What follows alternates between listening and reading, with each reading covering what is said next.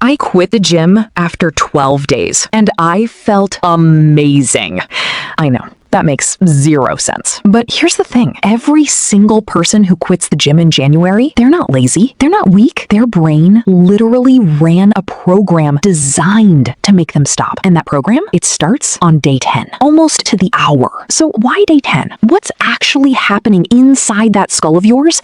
And how do you beat it? Picture this. It's a Monday in January. I walk into a Planet Fitness off exit 12. The parking lot is a war zone. Inside, wall-to-wall people in brand new Nikes. Everyone looks like they know exactly what they're doing.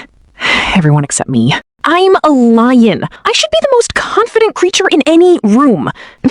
And I'm standing next to the treadmills like I've never seen one before in my life. Sweating already. And I haven't even touched a weight. All I wanted was to be that guy. You know, the one shows up, does the work, doesn't care who's watching, comes back Wednesday, comes back Friday.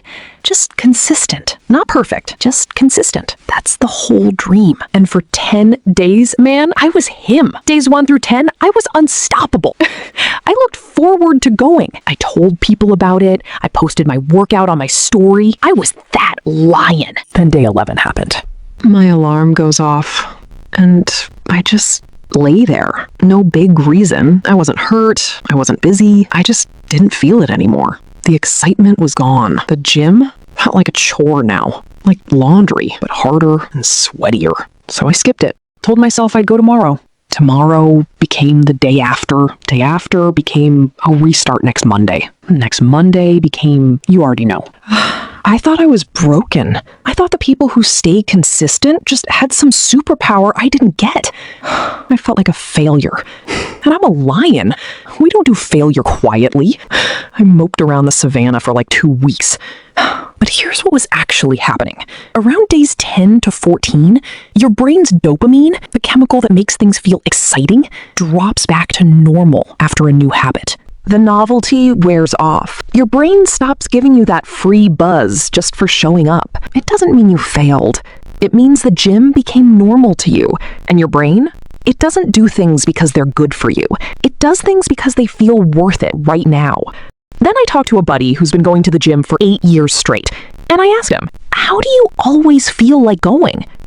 He looked at me like I had 3 mains. He said, Leo, I don't always feel like going. I go, and then I feel like it. What? Dude, my whole brain rearranged itself. Because I'd been waiting for motivation to show up first, like it owed me something. Like motivation was supposed to knock on my door, hand me my gym bag, and say, ready when you are, champ. That's not how it works. A 2010 study out of University College London found it takes an average of 66 days for a habit to become automatic. Not 21, not 30, 66. But here's the important part. The action comes before the feeling, not after. Think of it like a cold car engine. The engine doesn't warm up and then you turn the key. You turn the key first, then it warms up. So I made a deal with myself. Stupidly small. Embarrassingly small. I said, Leo, just drive to the gym. That's it. You don't even have to get out of the car. And you know what happened? Every single time I drove there, I got out. And every time I got out, I did something. Even if it was 15 minutes. Even if I skipped legs again, I still showed up. I still showed up. And that tiny action told my brain, hey, we do this now. The gym stopped being a place I had to go. It became a place I go. That's it.